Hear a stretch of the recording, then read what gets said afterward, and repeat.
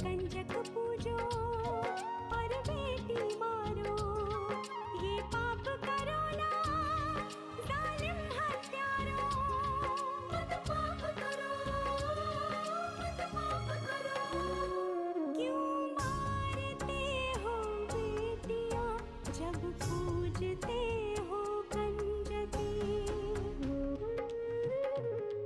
तुम्हें माँ ने जन्मा और दूध पिलाया, इस दूध का तुमने ये कर्ज चुकाया, ये कर्ज चुकाया। बेटी की हत्या का पाप कमाया। मत पाप करो, मत पाप करो। क्यों मारते हो बेटियां जब पूजते हो कंजकी। बिन बिटिया स्वर्ग अधूरा। मुझे तुमसे कुछ बात करनी है। जब आपके माता पिता ने मेरे माता पिता का अपमान किया, उन्हें भला बुरा कहा, बिना कसूर के हमें सजा दी और हमारा रिश्ता तोड़ दिया। अरे कोई रितेश जैसे हैंडसम लड़के के लिए घर में झूठ बोले तो चलता है, उस पिंकी ने रमेश जैसे लल्लू लड़के के लिए झूठ बोला। बात समझ में नहीं आती। हम लोग कहीं ठीक तो नहीं सोच रहे हैं साहब? तुम लोग बिल्कुल गलत सोच रहे हो। ठाकुर मान सिंह अपने वचन से कभी नहीं पलटता। अगर हमने कहा है कि राजेंद्र से शादी होगी तो शादी राजेंद्र से ही होगी।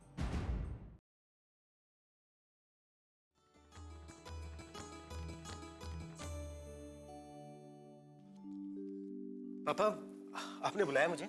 हाँ हाँ बैठो, एक जरूरी काम। वंदना कहाँ है? पता नहीं, कमरे में ही होगी। उसे भी तो बुलाया था मैंने। पापा आप मुझे बताइए ना, क्या बात है? दरअसल काम तुम दोनों से है प्रदीप, उसे भी आ जाने दो। पापा जी, आपने बुलाया? आओ बहू, बैठो।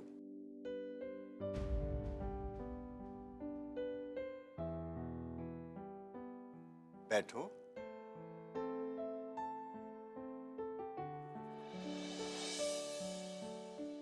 पापा जी, सोहिनी कह रही थी कि कुछ जरूरी काम है। हाँ बहू, दरअसल जिन हालात में लक्ष्मी यहाँ आई है और जिन तनावों से, दुखों से वो गुजरी है, मुझे लगता है कि कहीं उसकी होने वाली बच्ची पर कुछ असर ना पड़ जाए। इसलिए मैं चाहता हूं कि तुम दोनों जाकर उसे अस्पताल में किसी अच्छे से डॉक्टर से चेकअप करवा दो। पापा ये तो बहुत अच्छी बात है, हम चले जाएंगे।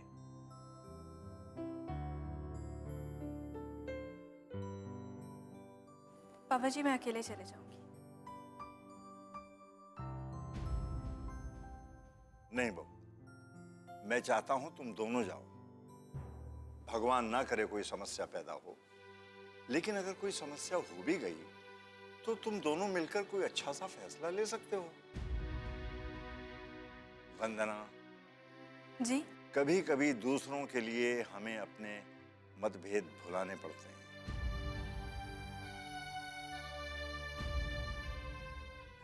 लक्ष्मी के साथ जो मैं तुम दोनों को भेज रहा हूं, कुछ सोच समझ के भेज रहा हूं। जी पापा। प्रदीप, ये लो, ये कुछ रुपए रख लो, अस्पताल में काम आएंगे।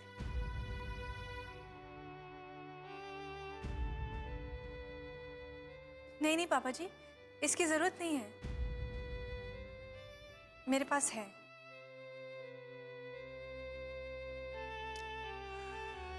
मैं जानता हूं बहू, तुम बहुत दौलतमंद हो, लेकिन ये रुपए तुम्हारे लिए नहीं है, लक्ष्मी के इलाज के लिए। ये लो, रख लो।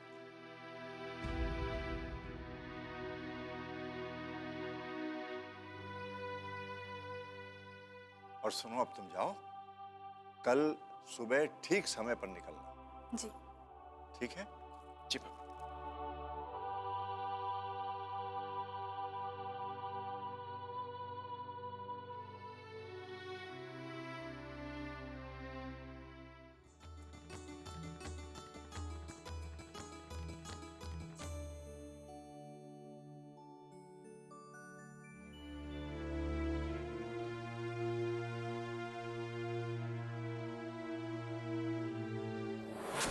क्या है ना ठाकुर साहब के सगाई वाले दिन छोटे ठाकुर ने हंगामा कर दिया था, तो ब्याह का मुहूर्त निकल नहीं पाया।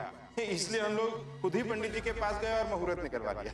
दरअसल क्या है कि हम भी यही सोच रहे थे कि नंदिनी की विदाई जल्द से जल्द हो जानी चाहिए, लेकिन अब हमें ऐसा लगता है कि शायद अभी ये संभव नहीं है।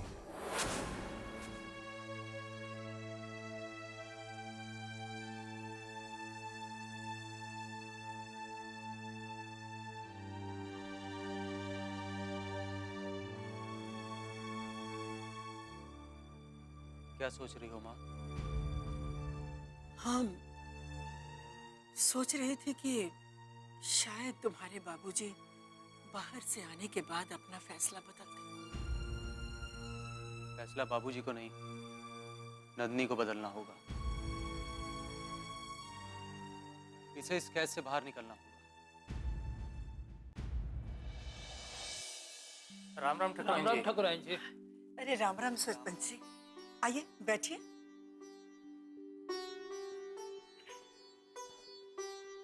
कहिए इस वक्त कैसे आना हुआ? ठकुराइन जी, वो हमारे ग्राम पंचायत का जो हिसाब किताब देखते थे वो गांव छोड़कर शहर चले गए हैं। अचानक ऐसा क्यों?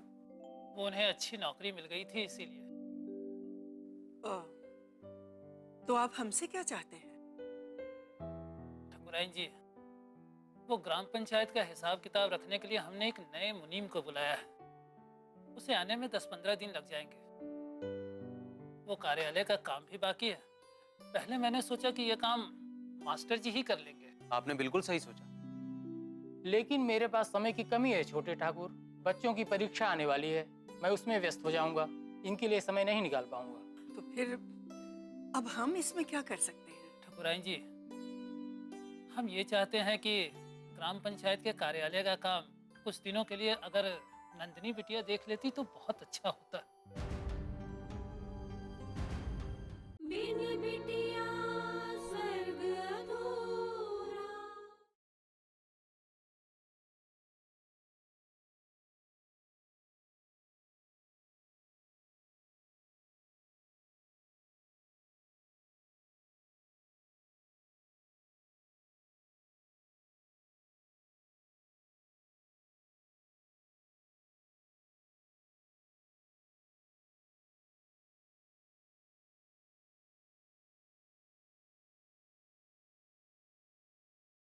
बिन बिटिया स्वर्ग अधूरा। हम ये चाहते हैं कि ग्राम पंचायत के कार्यालय का काम कुछ दिनों के लिए अगर नंदिनी बिटिया देख लेती तो बहुत अच्छा होता।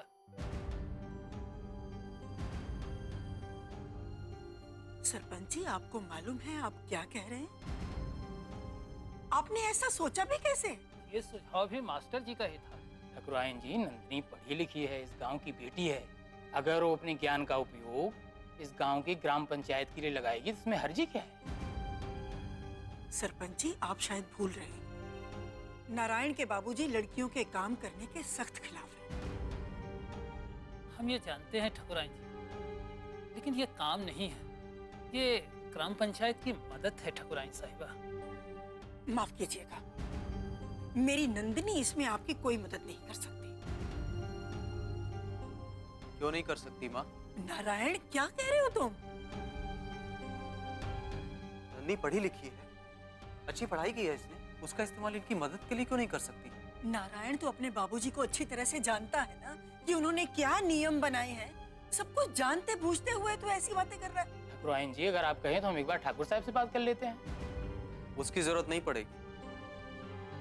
बाबूजी कुछ दिन के लिए बाहर गए हैं, नंदिनी कल से आपके कार्यालय आ जाएगी। नारायण, ये तो क्या कह रहा है? माँ, आप सब कुछ मुझ पर छोड़ दीजिए। नंदिनी कल से कार्यालय आ जाएगी। बहुत बहुत धन्यवाद छोटे ठाकुर। राम राम ठकुराइन जी। राम राम ठकुराइन जी।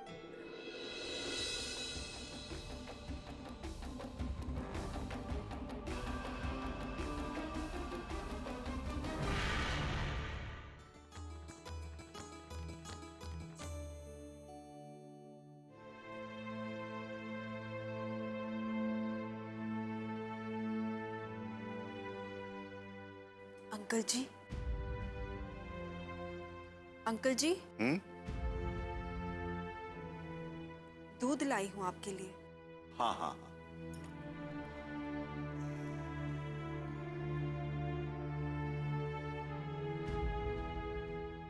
क्या सोच रहे हैं आप? मैं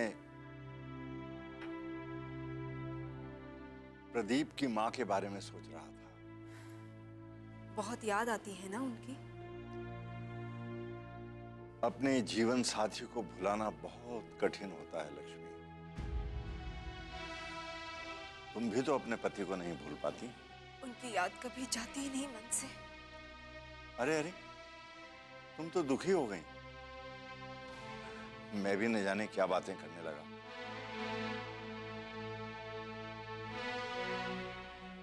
लक्ष्मी जी? मुझे तुमसे कुछ कहना है। कुछ चाहिए आपको अंकल जी?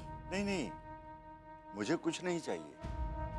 दरअसल मैं चाहता हूं कि तुम अपना चेकअप करवा लो। इसलिए कल वंदना और प्रदीप तुम्हें हॉस्पिटल लेके जाएंगे।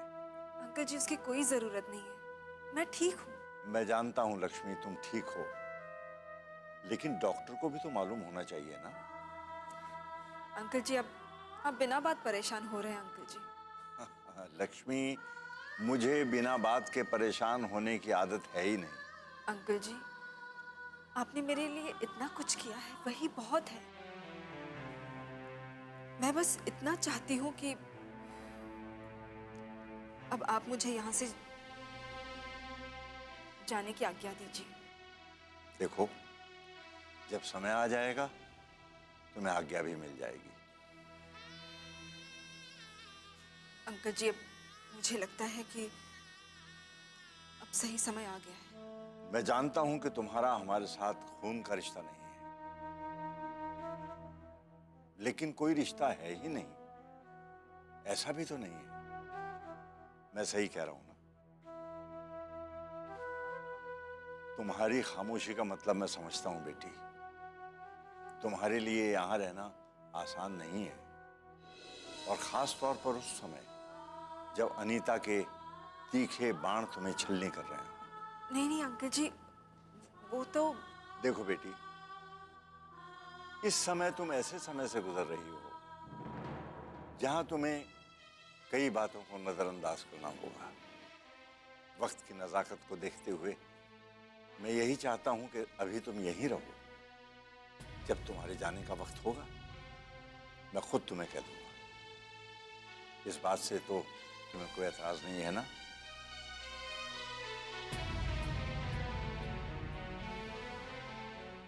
बिन बिटिया स्वर्ग अधूरा।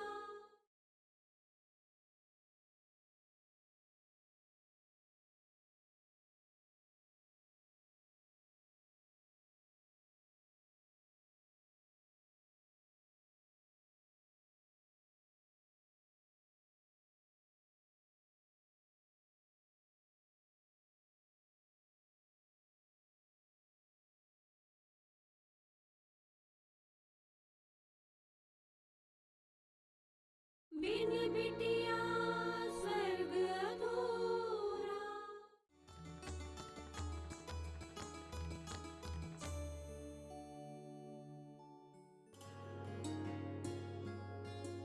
ये नहीं माँ, बस। थोड़ा सा और खा लो बेटा। नहीं माँ, मुझे इच्छा नहीं है। अनु, मेरा बच्चा खाएगा नहीं तो तुम्हें ताकत कैसे आएगी? खा लो। नहीं। क्या हो रहा है? देखिए ना, आधा सेब खाया है अनु ने, इतने से क्या होगा? अनु बेटा, अगर आप खाओगे नहीं तो कमजोर हो जाओगे, फिर बीमारी आपके ऊपर हमला कर देगी। तो आप उससे लड़ोगे कैसे? तो स्ट्रांग बनने के लिए खाना जरूरी है। लेकिन पापा, हम घर कब जाएंगे? जल्दी जाएंगे बेटा, बस 1-2 दिन में आप ठीक हो जाओगे, फिर हम घर जाएंगे। मुझे क्या हुआ था पापा? मुझे बार बार चक्कर क्यों आते हैं और मैं बेहोश क्यों हो जाती हूँ? बोलिए ना पापा, क्या हुआ था मुझे? कुछ नहीं हुआ बेटा आपको, कुछ नहीं। वो तो डॉक्टर अंकल भी कह रहे थे कि देखो ये बेटी कितनी स्ट्रांग है, बेहोश हो गई फिर भी रोई नहीं। मालूम है आपको, वो दूसरे बच्चों को भी आपके बारे में बता रहे हैं कि देखो इस बच्ची को सीखो, इतनी स्ट्रांग है, कैसे लड़ती है बीमारी से, इसे सीखना चाहिए। आपको कुछ नहीं हुआ बेटा? सच माँ? हाँ मेरा बच्चा, पापा बिल्कुल ठीक कह रहे। तो फिर आप रो क्यों रही हो? मैं नहीं नहीं अनु, मेरी आंख में कुछ चला गया है इसलिए मैं रो नहीं रही। अच्छा अब आप सो जाओ, थक जाओगी हैं? तो और अच्छा। चल सोच, मेरा अच्छा बच्चा।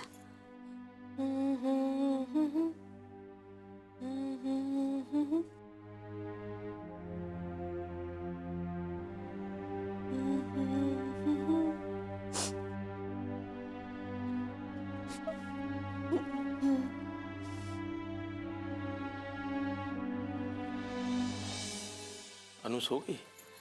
बस अभी अभी सोई है डॉक्टर जी। बताइए।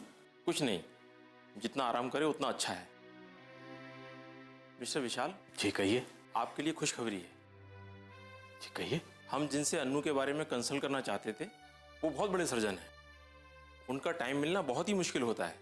ये तो आपकी बेटी की किस्मत है कि कल वो दिल्ली में ही है और हमने उनसे रिक्वेस्ट की है कल अन्नू का ऑपरेशन वही करें। तो क्या वो मान गए? जी हाँ, बिल्कुल मान गए। अच्छा। और अब हमें ज्यादा इंतजार करना नहीं पड़ेगा, अनु का ऑपरेशन कल ही हो जाएगा। कल? जी हाँ, कल उन्होंने अपने शेड्यूल में से 11 बजे का टाइम दिया है। और एक इंपॉर्टेंट बात, अनु का ब्लड ग्रुप ओ नेगेटिव है, जिसकी कल हमें जरूरत पड़ेगी। ये मिलना मुश्किल है, इसलिए इसकी व्यवस्था आपको करनी है। वैसे हमने भी लैब में बात की है, आपकी जानकारी के लिए बता रहे हैं। ओके?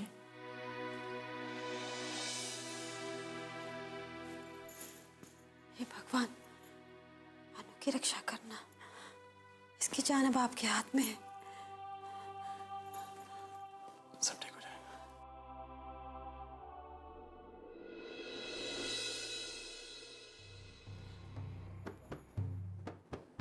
हाँ पक्का मैं कल जरूर आऊँ। कॉलेज आना है ना, डेफिनेटली आऊँगी। किसी को बताना मत इसमें। कौन है? कौन है वहां पर? मैं पूछती हूँ।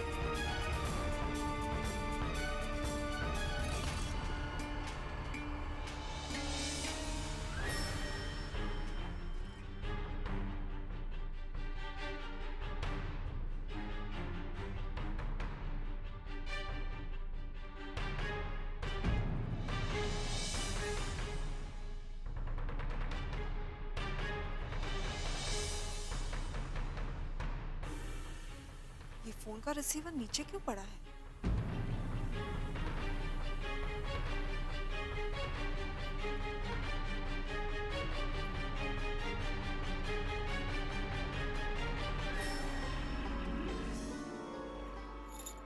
हेलो?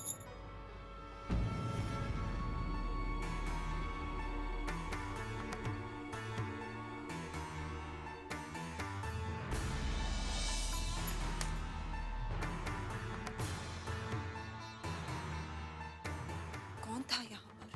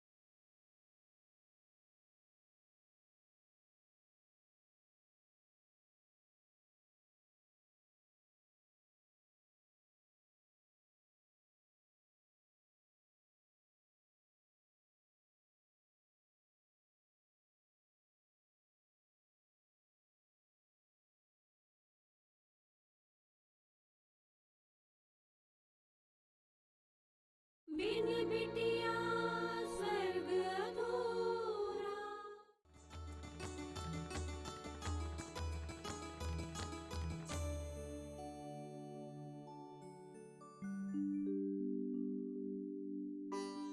नंदिनी बहनी, आप जल्दी से नाश्ता कर लीजिए।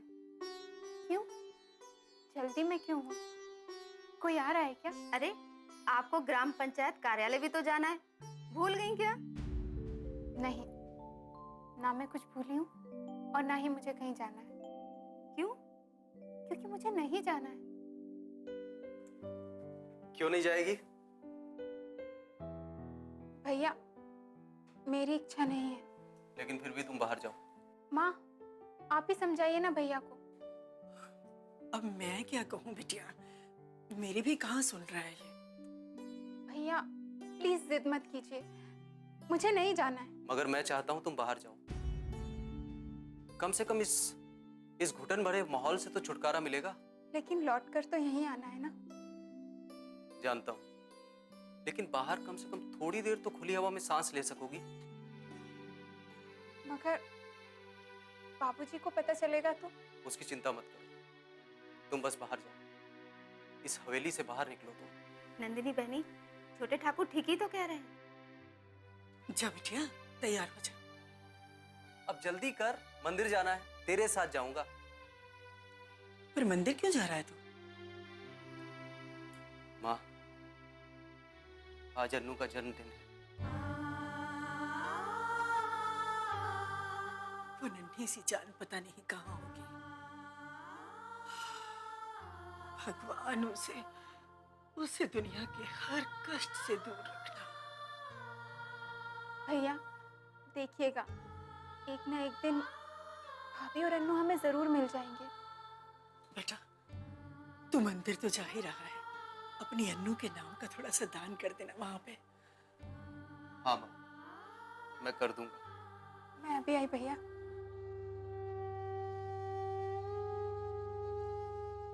तू कितना ख्याल रखता है नंदिनी का।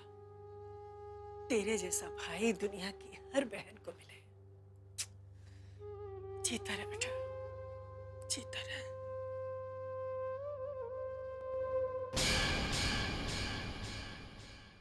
एक पत्नी अपने पति को कभी कायर नहीं देखना चाहती। वो कभी नहीं चाहती कि उसका पति उसकी मुसीबत में कभी रक्षा ना कर सके। क्या वनस, कुछ प्रॉब्लम तो नहीं है ना? बड़ी मुश्किल से 2 बोतल खून का इंतजाम हुआ था, लेकिन और खून की जरूरत है। मेरा खून और ले लीजिए ना। ऐसा नहीं हो सकता मैम। कोई बात नहीं बहन जी, देखिए आप परेशान मत होइए। मैं आपकी बच्ची को खून दूंगी। नहीं, ऐसा नहीं हो सकता। क्यों? क्योंकि आप प्रेग्नेंट हैं, हम आपका खून नहीं ले सकते। हे भगवान, अब क्या होगा?